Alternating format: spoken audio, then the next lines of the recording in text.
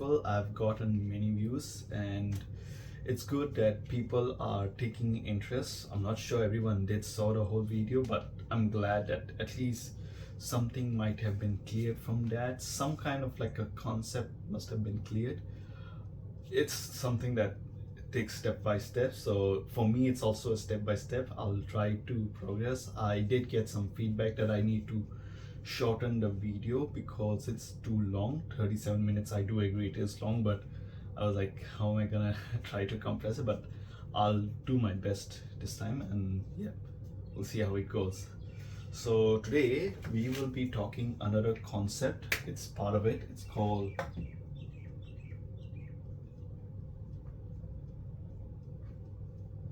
quite important in all civil, mechanical, aeronautics, all engineering aspects. It's called degree of freedom. What does it mean? As you know, it's this related to my connection.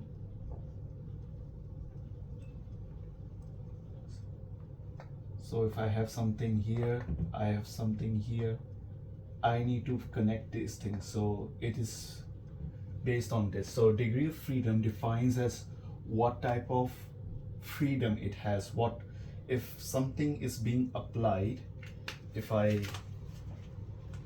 suppose this is some kind of I've provided here some fix.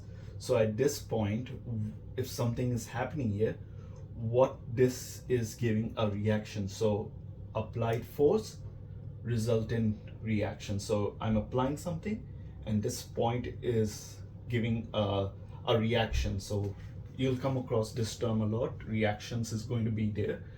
Basically, it comes into this one. So in simple terms, it is called connection.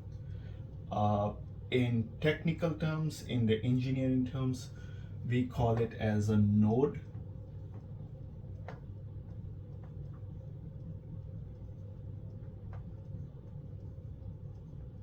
Terminologies are important, but you need what I've learned as per my experience as a structural engineer, you not only need to know the technical terminologies, but you should know the local terminology. So yeah, so this is the technical terminology and this is the local terminology. So we have connections, node. Sometimes we also call in the middle of that, we call it as fixity.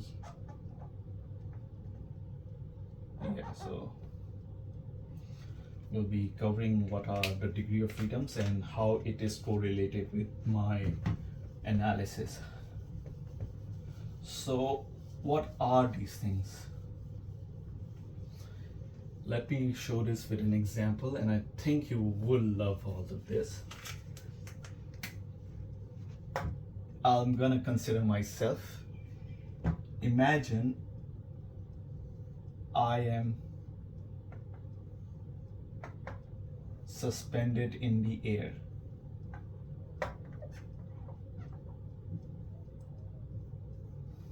Not bad. I do look fantabulous, don't I?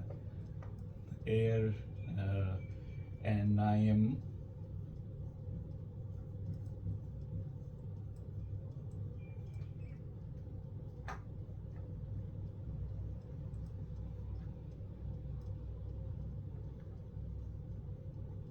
so I'm floating in the air. So what is happening? The degree of freedom is classified into two sections way. Local terminology, it's called the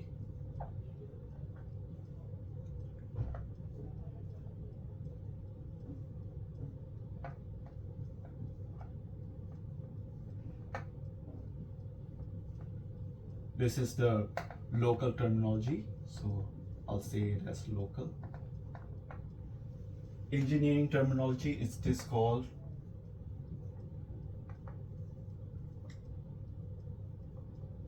translation, and of course this is as same it is because it's same rotation. These are my motions, so translation motion, rotation motion. So my degree of freedom is stated in this way, and it relates to the Cartesian coordinates. Let us activate our fifth year 5 graphical mode, mathematics, where we learned about the Cartesian coordinate system, which was defined in this way. I will start in year 5 about it. So that's my x, that's my y, and that's my z. So basically, when you have some kind of a fixity, some connection, something, it's going to be defined as to what reaction is coming in. Why is that important? Because whenever you apply something on a body, on any material, there's always going to be a reaction. As you remember, to every action there's an equal and opposite reaction. So, and in order to sustain something, let's say this is a material, I'm applying a force. This thing needs to come back, so it needs to reach to the power of equilibrium.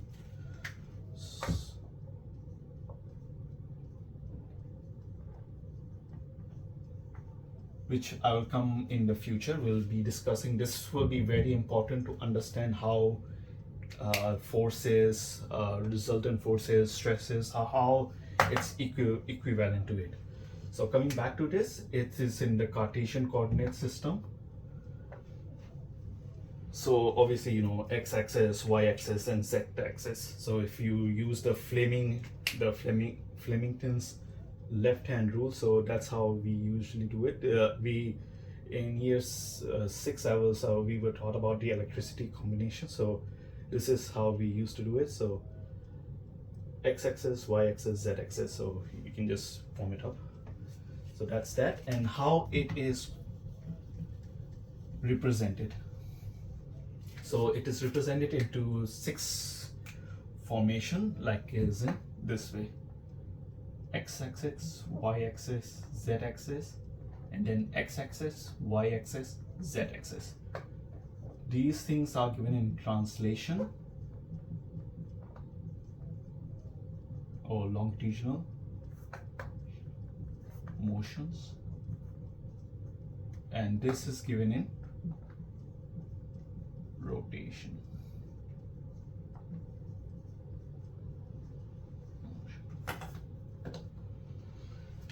So what is translation motions or longitudinal motions? Something that is moving on the Cartesian coordinate system, like moving in straight lines, moving in the perpendicular and parallel to the coordinate system. So if I show this, so yeah, this is that. If I wipe this out,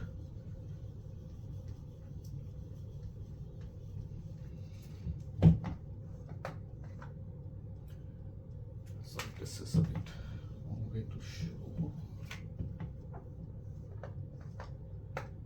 Something moving like this, moving upwards, moving out of the screen. So movement here, movement there, and movement outside, like as in I'm moving like something this.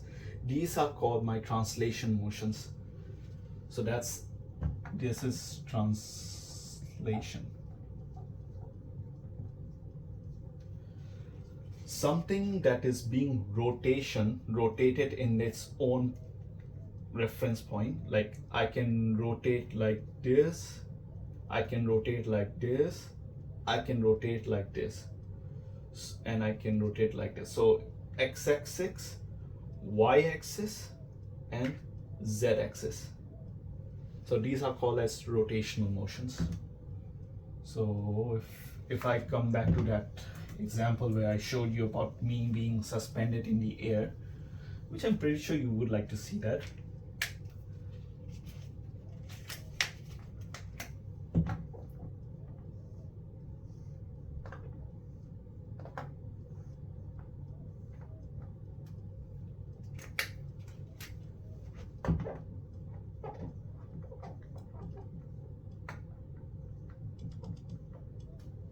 I'm being suspended in the air.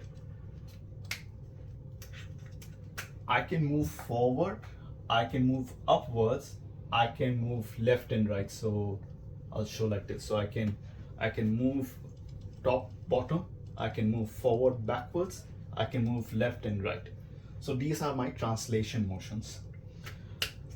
I can rotate in my own position. I can flip backwards like this, or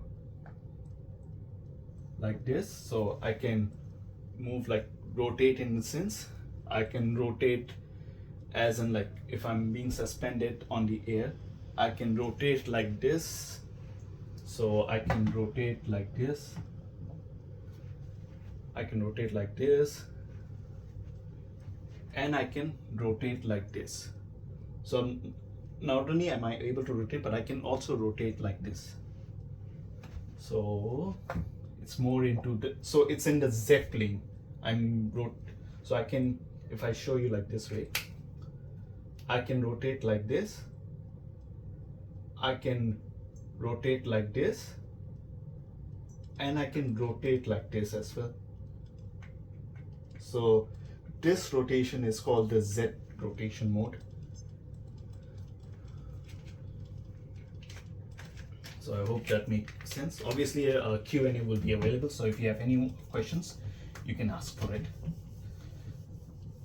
So that's all that. It is a very beautiful weather out there. I should do this outside. But yeah, there's no, as they say in teaching, no place is limited. You can teach anywhere. So how any connections, anything that you see in your house, in your office, in your life, everywhere, the connections are we see it as it is, what we're seeing it, what we're visualizing it. It is further based on 3 types of connections. So I'll show. Let me know if you have any questions at all. Just keep the questions note down, and Q&A will be available, so you can always come back to me. So hinge or pin, it is represented as in this way. So this is my node connection. Then we have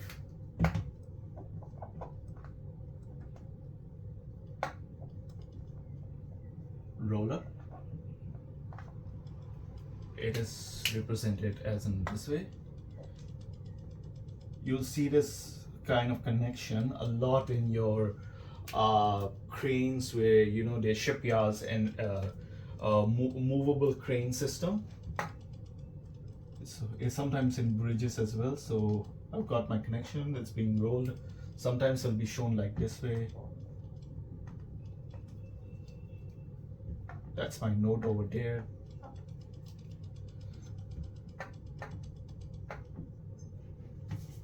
And then finally,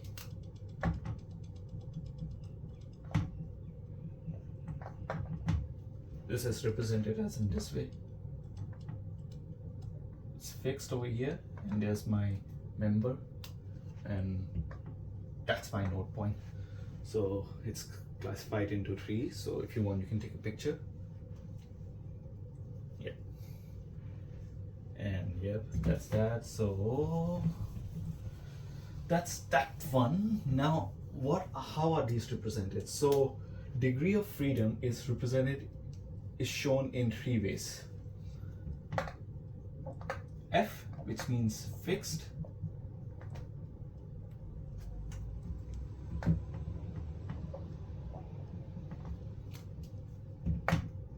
R means released. And there's also one more, which it's not going to be in this one, but it's good to know about it. S, which means spring. It's more into, obviously by the name you can understand. So if you remember, I told you about X, Y, Z, X, Y, Z. These are my translation, these are my rotation. So if some node is there, I'll be showing it is how it will be F, F, F, fixed, fixed, fixed, fixed, fixed, fixed. So if something that's being released, I'll put it as R. So this is how it's written. It's written into the 6 coordinate system. So that's that. So that's this one. Now let's come back to it. So I'll write down here X, Y, Z, X, Y, Z. So let's come to our first one. Hinge.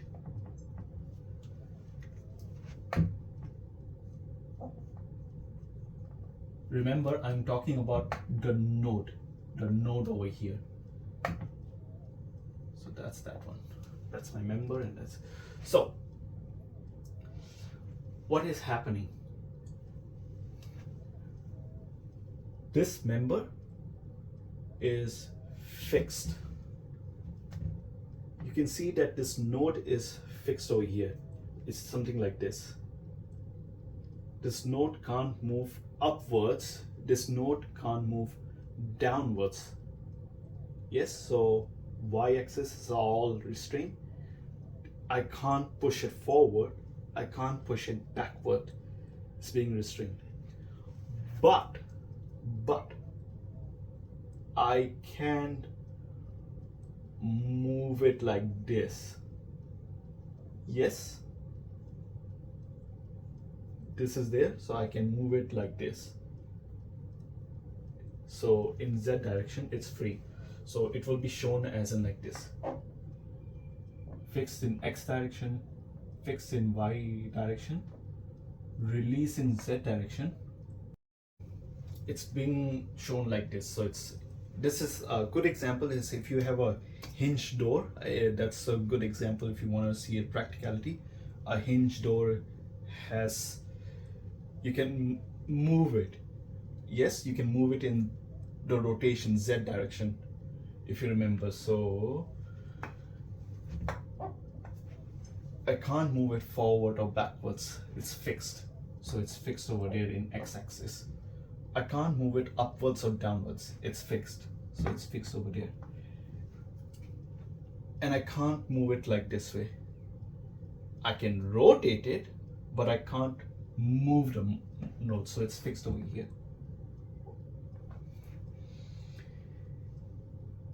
I can't move it like this. So it's fixed in rotation, X-axis. I can't rotate like, so that's my X, this is my Y-axis. I can't rotate like this way. That's in my Y-axis. But I can rotate it like this. If you see door with a hinge thing, with a hinge connection, you can't rotate that door like this. You can't rotate it like this way, but you can open and close it. So you're opening and closing in Z direction. If you imagine seeing if the door in a Cartesian plane, you can move it like left and right, open and close. So that is being released in the Z direction. Any questions? Just please let me know. It's good if you have questions. I know that I'm making a sense of it. If you don't, I'm guessing you are clearing, which is quite good actually. Yes, so we have fixed. This is shown like this. Obviously by the name itself, I think it's pretty self-explanatory that something's fixed. It's gonna be, it can't move that way, it can't move top and bottom, it can't move forward and backwards. So in all the translation motions, it's fixed. There's no rotate. I can't rotate anything. I can't rotate this member. So it's going to be fixed. I can't rotate like this way. So it's going to be fixed. and I can't rotate top and bottom. So fixed. So fixed. Finally, there's this one, the roller. That's this. So obviously it's a roll. If I push it back and forth, it can move. So it is released here, but I can't move it top and bottom. Obviously this, because it's fixed, so that's fixed. And I can't move it off the screen, back the screen. If you feel it, you can, but there's another going to be a roll over there, so you can't move it like this and back. So it's fixed. In rotation, it is free, because this thing, I can rotate it all, like the whole member like this. So I can rotate this way, I can rotate top and bottom, and I can rotate by this way. So consider like what's the best example? Like if there's some kind of a roller, some ball over there, and you have something fixed to it, so that ball can rotate on its own. Like it can rotate it as in curved, it can rotate it back and forward, and it can rotate it on its own. So it's going to be released. So as you know, F stands for fixed, R stands for released. So if you have any questions, do let me know. Yeah, so this is what we call the degree of freedom. Basically, the supports freedom when when forces is being applied for it, defines what type of reaction it's going to give. So in order to attain equilibrium, which we will cover in future videos I'm going to cover in. So yeah, if you want, you can take a picture. I'm going to show you. Crazy. Engineering is fun. So yeah, Q&A is now going to be available. Do let me know if you have any questions at all. I'm available. I'll answer to the best of my knowledge. Yeah, I do hope I'm making any sense. And yeah, I've shortened the video, as you can see, so that's one tick down. I'll try to shorten it more and try to make more interactive. Thank you everyone. Have a lovely